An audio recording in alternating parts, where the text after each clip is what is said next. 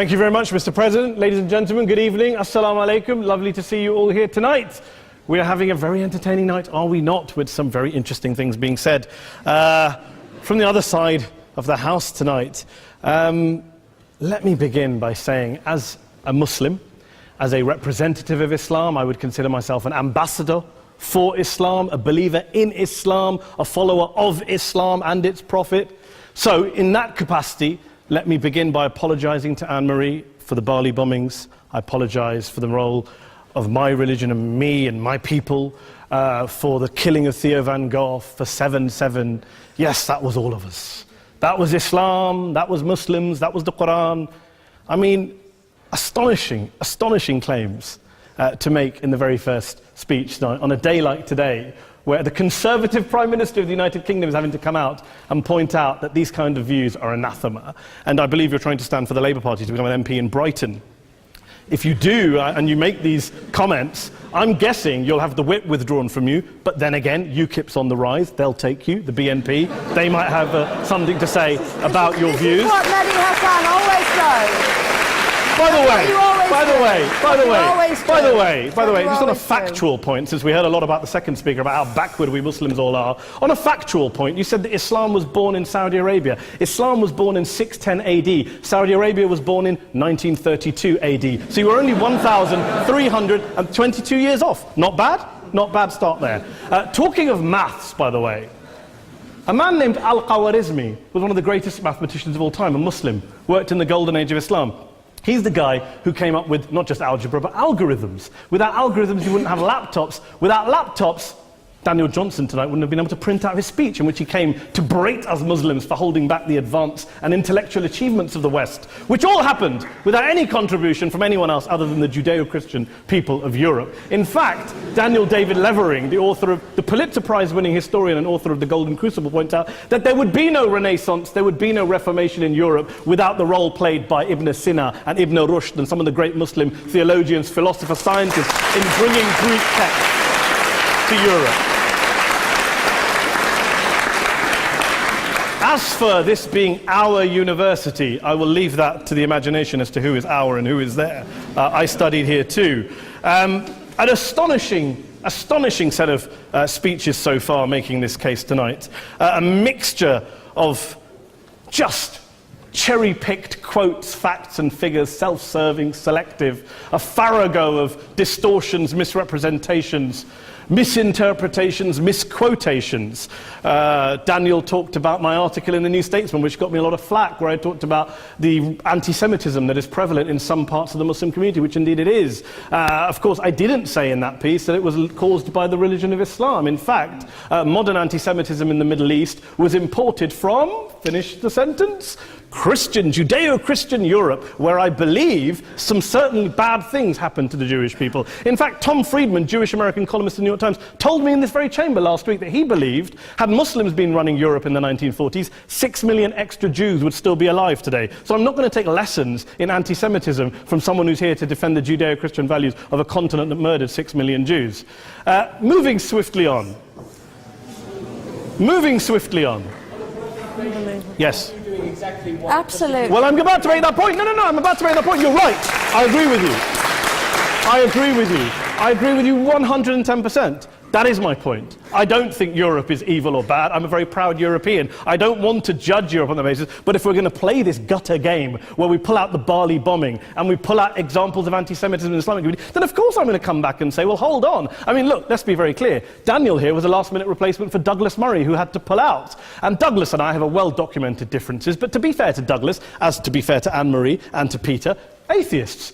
Atheists see all religions as evil, violent, threatening. What the problem I have with Daniel's speech is that Daniel comes here to run this robust defense of Christianity, forgetting that his fellow Christians, people who said they were acting in the name of Jesus, gave us the Crusades, the Spanish Inquisition, the anti-Jewish pogroms, European colonialism in Africa and Asia, the Lord's Resistance Army in Uganda, not to mention countless arson and bomb attacks on abortion clinics in the United States of America to this very day. I would like a little bit of humility from Daniel first before he begins lecturing other communities and other faiths on violence, terror and intolerance. But, no thank you. Some water. But I would say this, to address the gentleman's very valid point here, I'm not going to play that game. I don't actually believe that Christianity is a religion of violence and hate because of what the LRA does in Uganda or what Crusaders did to Jews and Muslims in Jerusalem when they took back the city in the 12th or 13th or whatever century it was. I believe that Christianity, like Islam, like pretty much every mainstream religion, is based on love and compassion and faith. I do follow a religion in which 113 out of the 114 chapters of the Quran begins by introducing the God of Islam as a God of mercy and compassion. I would not have it any other way. I don't follow a religion which introduces my God to me as a God of war, as some kind of Greek God of wrath, as a God of hate and injustice. Not at all. As Adam pointed out, you go through the Quran and you see the mercy and the love and the justice. And yes, you have verses that refer to warfare and violence. Of course it does. This is not a motion about pacifism. I'm not here to argue that Islam is a pacifistic faith. It is not. Islam allows military action, violence in certain limited contexts. And yes, a minority of Muslims do take it out of that context. But is it religious? We talked about Woolwich. Daniel and Anne-Marie have suggested that it's definitely religion that's behind all of this. Well, actually, what I find so amusing tonight is we're having a debate about Islam, and the opposition tonight have come forward. We have a graduate in law, a graduate in modern history, a graduate in chemistry, and you know, I admire all of their intellects and their abilities, but we don't have anyone who's actually an expert on Islam, a scholar of Islam, a historian of Islam, a speaker of Arabic, even a terrorism expert or a security expert or a pollster, let alone to talk about what Muslims believe or think. Instead, we have people coming here, putting forward these views, putting forward these sweeping opinions. Listen to Professor Robert Pape of the University of Chicago, one of America's leading terrorism experts, who, unlike our esteemed opposition tonight, studied every single case of suicide terrorism between 1980 and 2005, 315 cases in total. And he concluded, and I quote, "There is little connection between suicide terrorism and Islamic fundamentalism or any of the world's religions. Rather, what nearly all suicide terrorist attacks have in common is a specific secular and strategic goal to compel modern democracies to withdraw military forces from territory that the terrorists consider to be their homeland." And the irony is, when we talk about terrorism, the irony is that the opposition and the Muslim terrorists, the al-Qaeda types, actually have one thing in common, because they both believe that Islam is a warlike, violent religion. They both agree on that. They have everything in common. Osama bin Laden would be nodding along to everything he's heard tonight from the opposition side. He agrees with them. The problem is that mainstream Muslims don't. The majority of Muslims around the world don't. In fact, a gentleman here started quoting all sorts of polls. Gallup carried out the biggest poll of Muslims around the world, of 50,000 Muslims in 35 countries. 93% of Muslims rejected 9/11 and suicide attacks. And of the 7% who didn't, they all, when polled and focus grouped, cited political reasons for their support for violence, not religious reasons. And as for Islamic scholars and what they say, well, Daniel talks about our University of Oxford. We'll go down to Oxford Centre for Islamic Studies, get hold of a man named Sheikh Afifi al-Akiti, who is a massively well-credentialed and well-respected Islamic scholar, who has studied across the world, who in the days after 7/7 published a fatwa denouncing terrorism in the name of Islam, calling for the protection of all non-combatants at all times, and describing suicide bombings as an innovation with no basis in Islamic law. Go and listen to Sheikh Tahir al-Qadri, one of Pakistan's most famous Islamic scholars, who published a 600-page fatwa condemning the killing of all innocents and all suicide bombings unconditionally without any ifs or buts. There's nothing new here. This is mainstream Islam, mainstream scholarship, which has said this for years. You don't go out and kill people willy-nilly in the high street or anywhere else, on a bus or a mall, based on verses of the Quran that you cherry-pick without any context, any understanding, any interpretation, or any commentary. Point of information. Please. Well, it doesn't happen apparently. I didn't say it doesn't happen at all. I never said it didn't happen. I don't blame Islam. Yes, it's a very good point. And a lot of us are campaigning against that. And we're campaigning against it in the name of Islam. We're campaigning against it in the name of various interpretations of Islam. Anne-Marie comes and scares us with her talk of Sharia law. I would like to see the book of Sharia law. It doesn't exist. People argue over what Sharia law is. And you empower the extremists by saying there is only one version. You empower them all. I don't believe you took any interruptions, Anne-Marie, so I think you should stay there for a moment. Several countries. Here's what we're dealing with.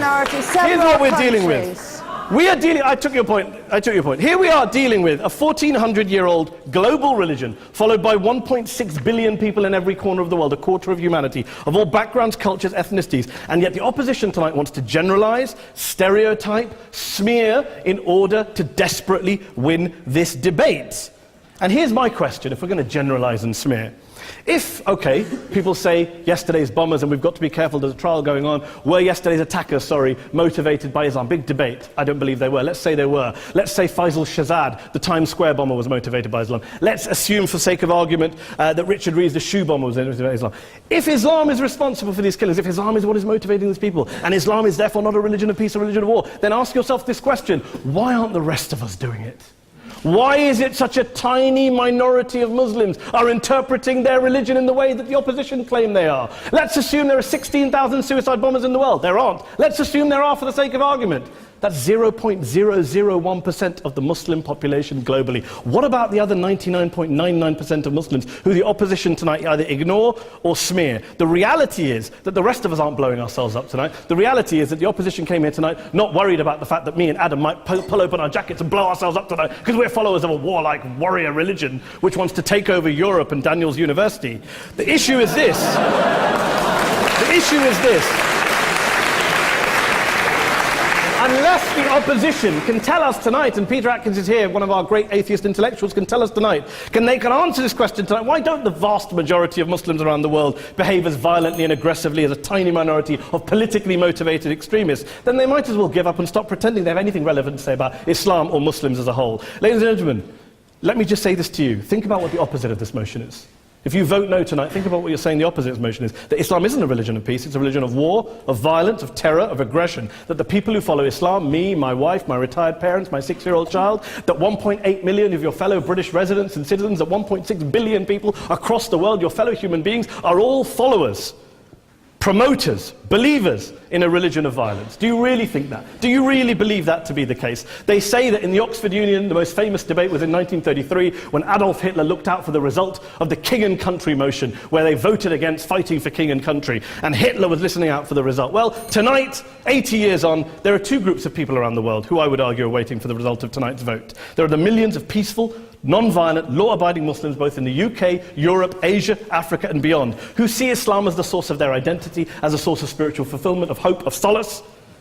And there are the phobes, the haters, the bigots out there who want to push the clash of civilizations, who want to divide all of us into them and us and ours and their. Ladies and gentlemen, I urge you all not to fuel the arguments of the phobes and bigots. Don't legitimize their divisions. Don't legitimize their hate. Trust those Muslims who you know, who you've met, who you hear, who don't believe in violence, who do want you to hear the peaceful message of the Quran as they believe it to be taught to the majority of Muslims, the Islam of peace and compassion and mercy, the Islam of the Quran, not of Al-Qaeda. Ladies and gentlemen, I beg to propose this motion to the House. I urge you to vote yes tonight. Thank you very much for your time.